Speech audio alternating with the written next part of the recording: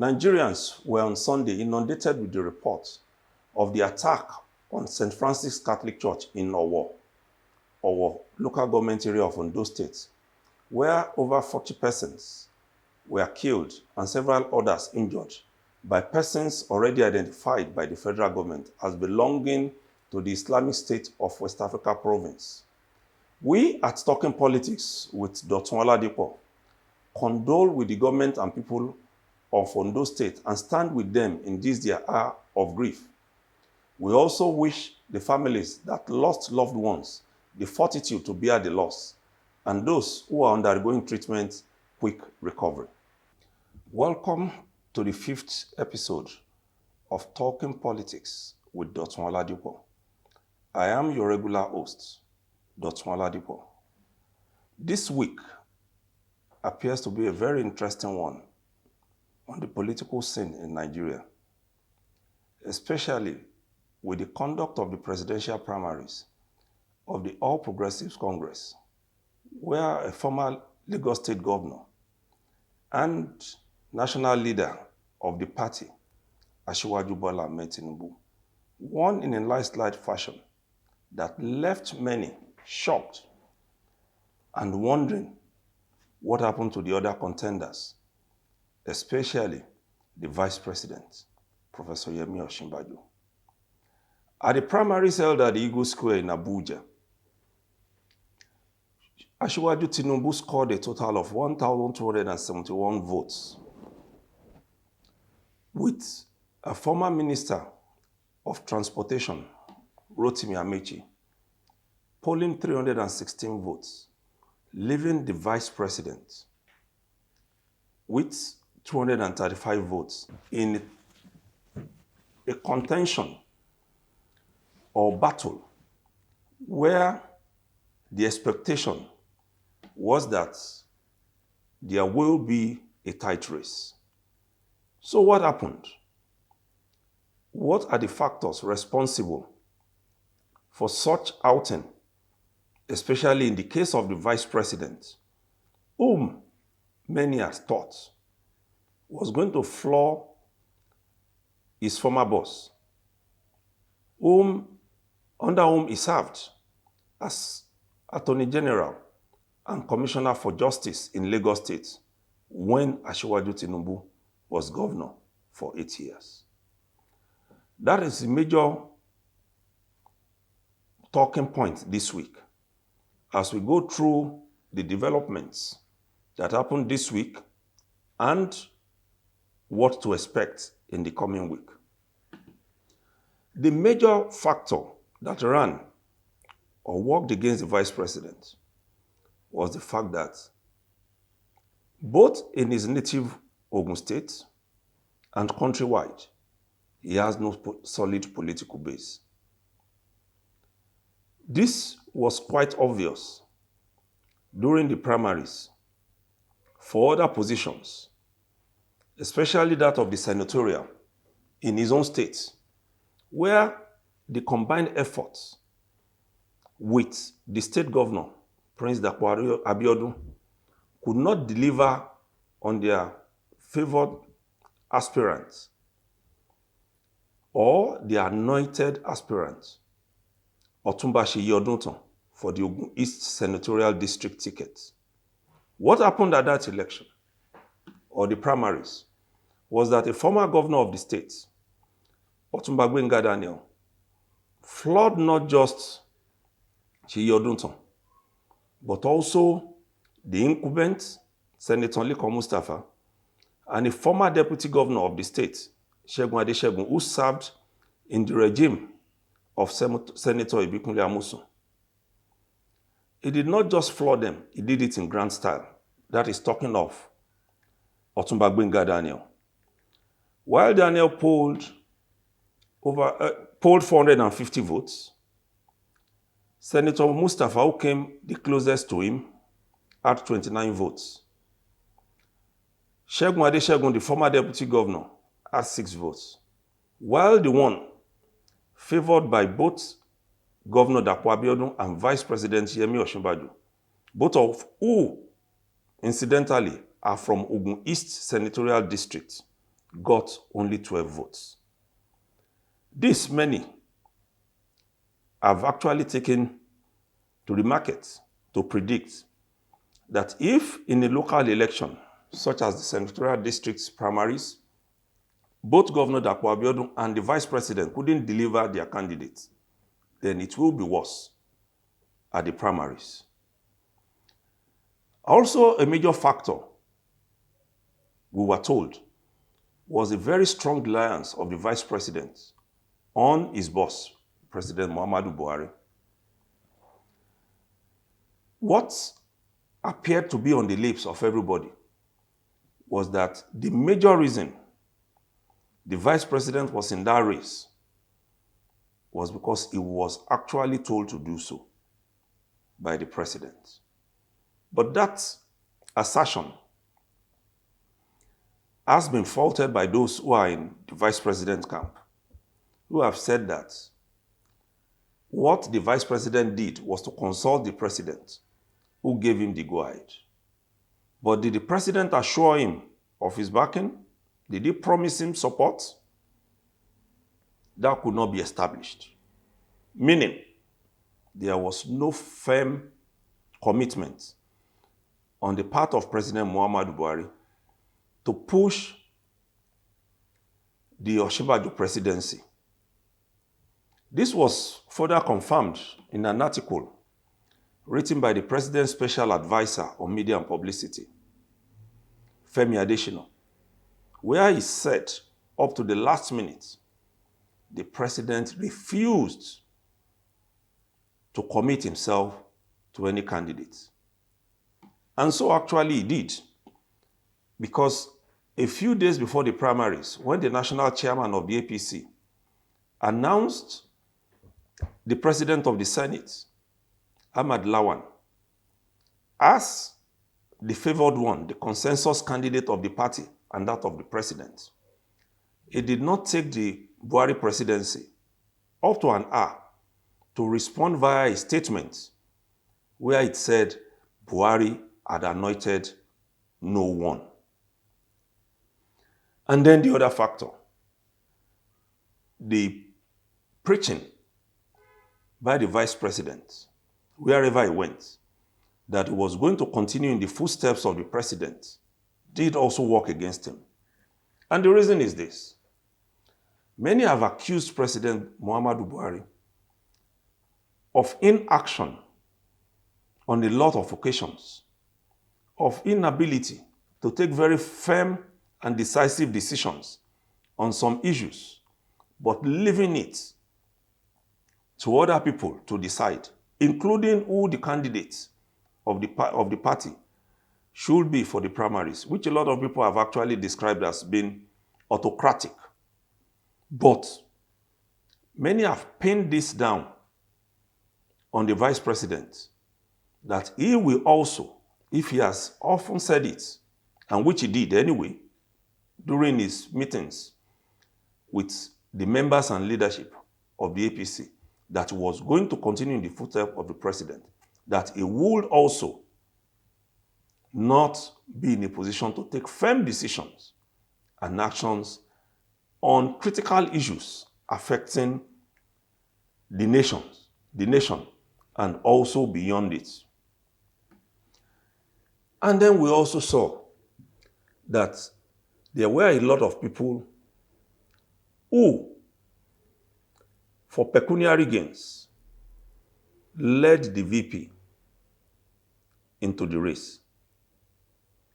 There has been the argument that if those who are around him were quite fair to him by giving him honest advice, in the first place, he would not have jumped into the fray.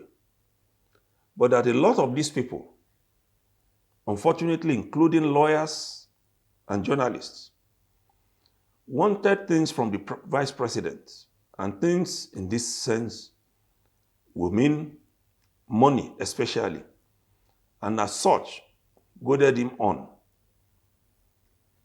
to run, even when they knew that they could not provide him with the solid political base and honest advice to guard and guide him in that race.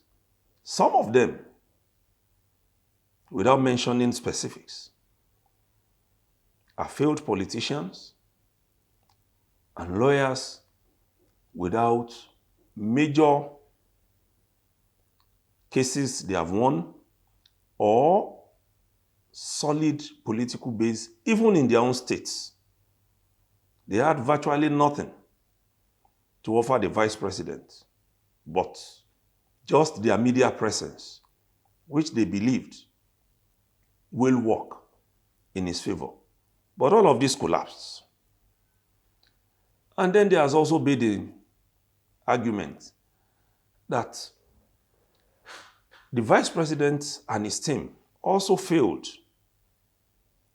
and flatly so, to work on the weaknesses of the man who eventually emerged as the candidate. That is talking about Bola Ahmed Tinubu now.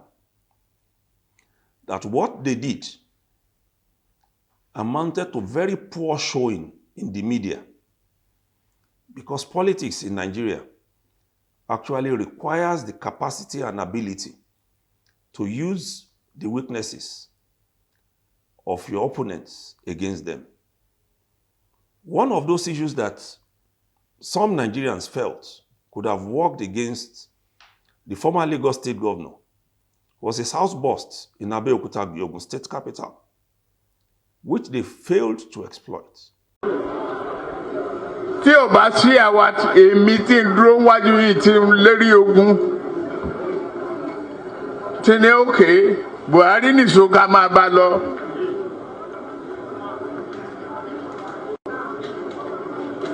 Kò lè di president. Ó ṣe kìíní olùlẹ̀, ó ṣe kejì olùlẹ̀, ó ṣe kẹta olùlẹ̀. Ó tiẹ̀ sunkún lórí tẹlifíṣàn pé láyé òun ò tún rán mọ́. Mo dẹ̀ lọ bá Kaduna wà rán ọ̀rọ̀ ẹkún kọ́ lélẹ̀ àdúró tiẹ̀ wà á dẹ̀ wọlé. Nǹkan kan ní pé o ò ní fọ̀rọ̀ orílẹ̀-èdè Yorùbá ṣeré. Ó dẹ̀ gbà. Àtijọ́ tó yẹ ti débẹ̀ mi ò gba mínísítà, mi ò gba contract, mi tọrọ ọbẹ̀, mi tọrọ gàrí, mi tọrọ fúra lọ́wọ́ ẹ̀, mi dẹ̀ yàwó ń bẹ̀. Ó wá ní lọ́tẹ̀ yìí o, Yorùbá ló kàn.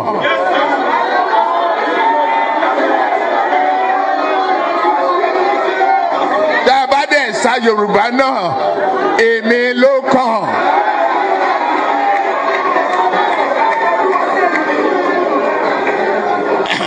Eléyìí tí mo protect àwọn ọmọ tí mo gbé dání tó èmi náà fẹ́ ṣe present.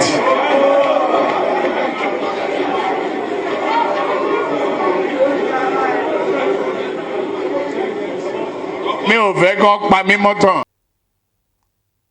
At that outing where Asiwaju Bola Ahmed Tinubu met with members and leaders of the party, especially delegates, he said a lot of things over which the national chairman of the party said he was going to be punished. But rather than articulate these issues properly, he then turned in favor of the winner of the primaries.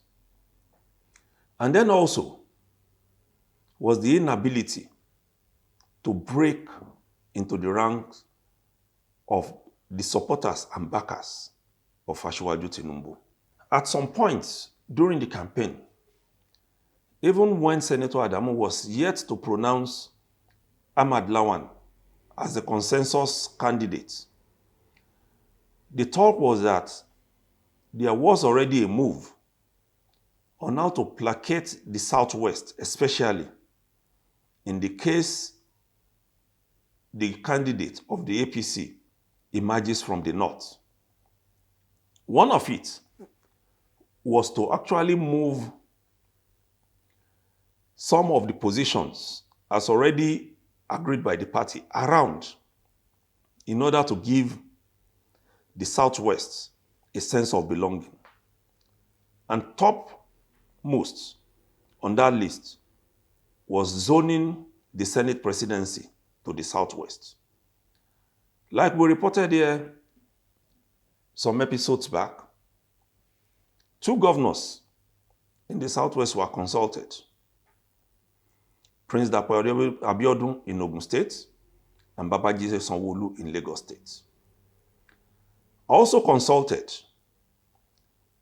were the Speaker of the House of Representatives, Femi Gbajabiamila, and the former governor of Ogun State, Senator Ibikunle Amosun.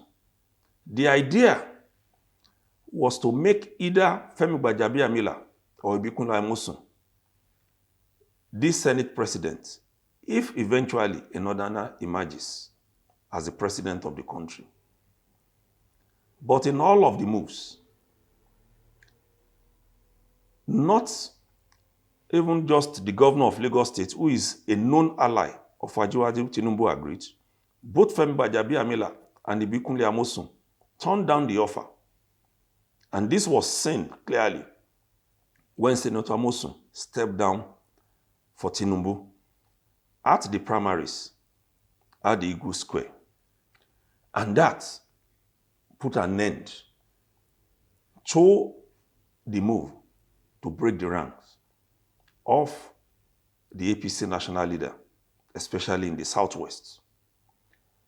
So also have we seen that it portends that Asiwaju Tinubu has a very firm grip on the Southwest, despite the fact that there are issues that he has also had to contend with. For instance, the issue of succession in Lagos State, that is talking about the governorship. There is no doubt over the years that that decision largely has been taken by Tinubu. But this also couldn't be used against him because many argued in the process that led to the primaries that at the end of the day, such decisions have always favored the state. And then the clincher, which many believed led to the loss of the vice president, was the fact that the eventual candidate had already made a promise to the governors of the party from the north that gingered them and made them to galvanize support for him, despite what many considered the opposition of the presidency and the leadership of the party.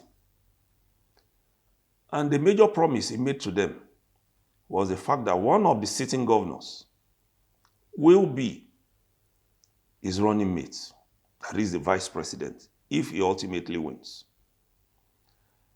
And this has eventually brought up the issue of who is going to choose and if ultimately it won't lead to a Muslim ticket for the APC during the presidential election.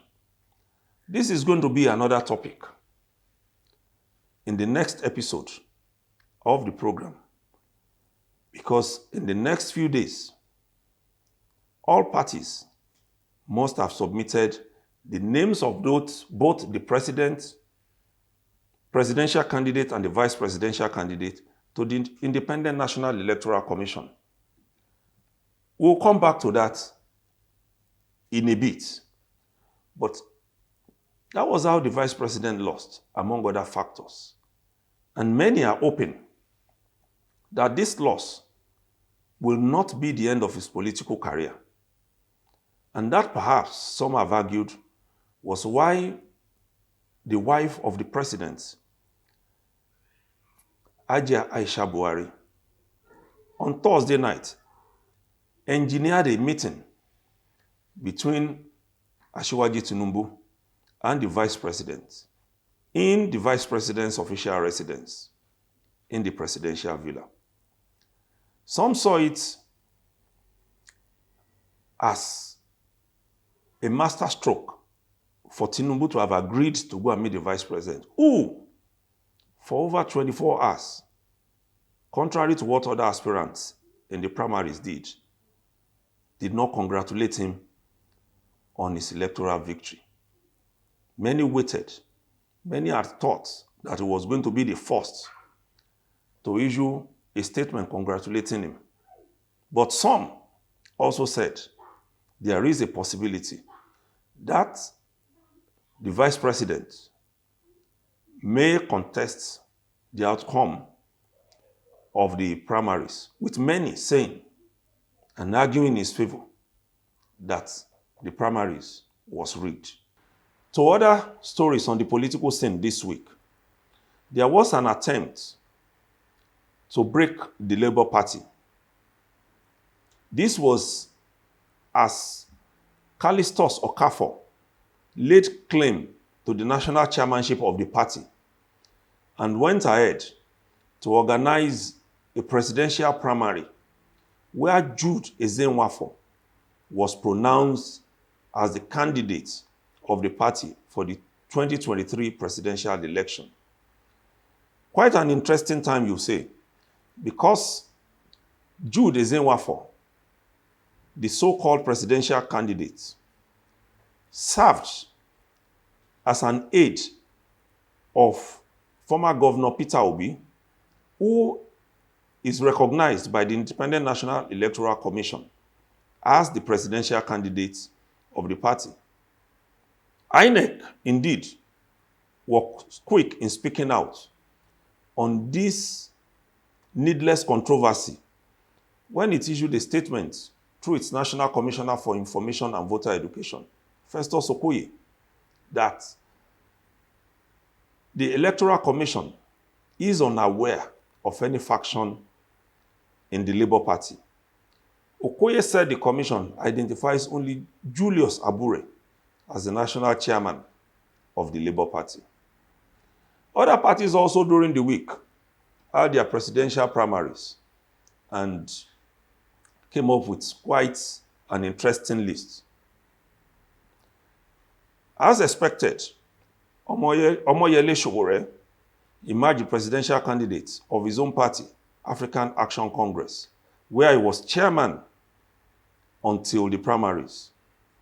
In the Action Alliance, retired Major Anza Amo Safa emerged as the presidential candidate. Others who have emerged as presidential candidates include Senator Rabiu Kwakwanso of the New Nigeria People's Party, Malik Ado Ibrahim of Young Progressive Party, Chief Dan Nwayawu of Zenith Labour Party, Dumebi Kachiku of African Democratic Congress, and then Adewale Adebayo of the Social Democratic Party. INEC has told all the parties that it is time for them to tidy up their homes and unfailingly, by June 17, present their candidates for all national elections to it. And this will be for the presidency, for the National Assembly, and House of Representatives.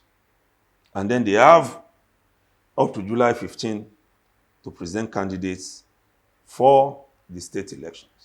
What this means for the parties, especially for the presidential election, is that the names of both the presidential candidate and the vice presidential candidate must be sorted out.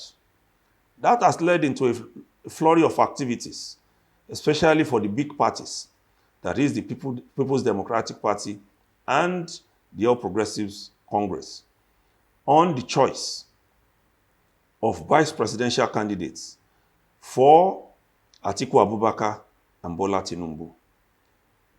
Like I said earlier, there are chances of a Muslim-Muslim ticket in the APC. And we're already getting an inkling into this with the pronouncement by the spokesperson of the Tinubu campaign organization and the revered journalists Bayo Nonuga that there is nothing wrong with a Muslim ticket, that it had worked before in Nigeria and it can still work. And that even a Muslim Christian ticket has failed on some occasions. For the PDP, it is a fresh start.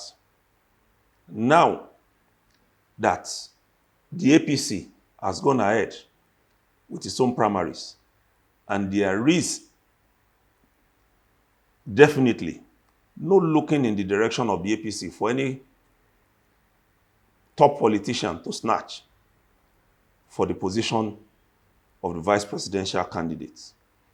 How this pans out, we will discuss when we come and meet on the next episode. Don't forget, you have the opportunity of contributing to this program via a 2-minute video or an email not more than 500 words. Whichever must be civil for it to be aired on this program.